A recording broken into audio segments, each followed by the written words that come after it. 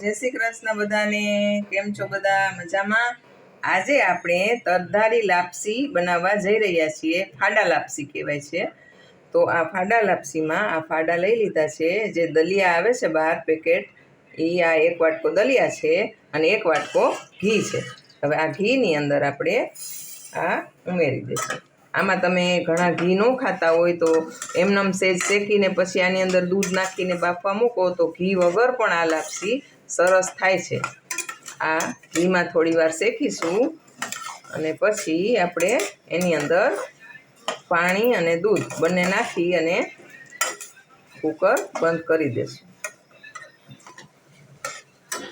હવે આ 2 જ મિનિટ શેકવાનું છે. આવું થઈ જાય એટલે આપણે આની અંદર એક વાટકો ભરીને દૂધ નાખી દઈશું અને એક વાટકો પાણી નાખી દઈશું. હવે આને કુકરનું ઢાંકણું બંધ કરી દઈશું એટલે થોડીક ફૂલી આ જે છે ફાડા એ ચડી જશે.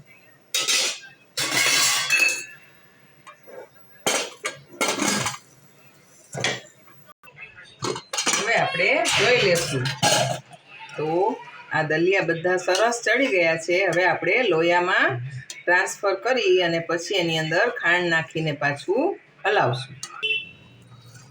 હવે આપણે એક વાટકો ખાંડ આમાં નાખી દઈશું. બધું જ એક વાટકો હતું, દલિયા પણ એક વાટકો હતા, એટલે દૂધ અને પાણી એ 2 વાટકા નાખ્યું અને 2 વાટકા પાણી અને 1 વાટકો દૂધ અને 1 વાટકો દલિયા અને 1 વાટકો ખાંડ. આ રીતે આપણે કરવાનું છે. હવે એકદમ સરસ હલાવીશું એટલે બધી ખાંડનું પાણી થશે અને એ પણ સરસ બળી જશે. એટલે આમાં વાર નથી લાગતી, નહીંતર આપણે આ દલિયા જે તરધારી લાપસી કરીએ તો એમાં વાર લાગે છે. પણ આપણે કુકરમાં મૂકી દીધું હોય એટલે તરત થઈ જાય. એક જ સીટી વગાડવાની છે, ત્યાં જ આ થઈ જશે. હવે આપણે આ થોડી વાર પાણી બળી જાય ત્યાં સુધી હલાવશું. હવે એકદમ સરસ આ ખાંડનું પાણી બળી ગયું છે અને એકદમ સરસ થઈ ગયું છે.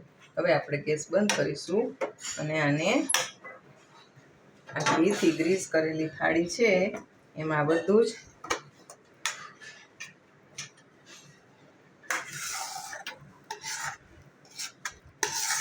આ 5 જ મિનિટમાં 5 મિનિટ જ આપણે ખાંડ નાખીને પછી હલાવવું પડે છે.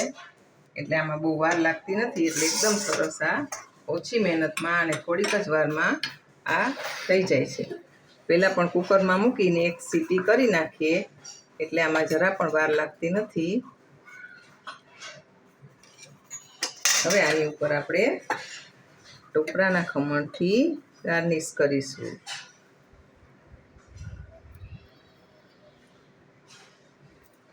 અને વરિયાળી નાખીશું. આ એકદમ ડિલિશિયસ એવી આપણી આ મીઠાઈ થોડીક જ વારમાં રેડી થઈ જાય છે. હવે આ ઠંડી થાય પછી આપણે આના કટકા કરીશું તો એકદમ સરસ એવી આપણી આ તરધારી લાપસી રેડી છે.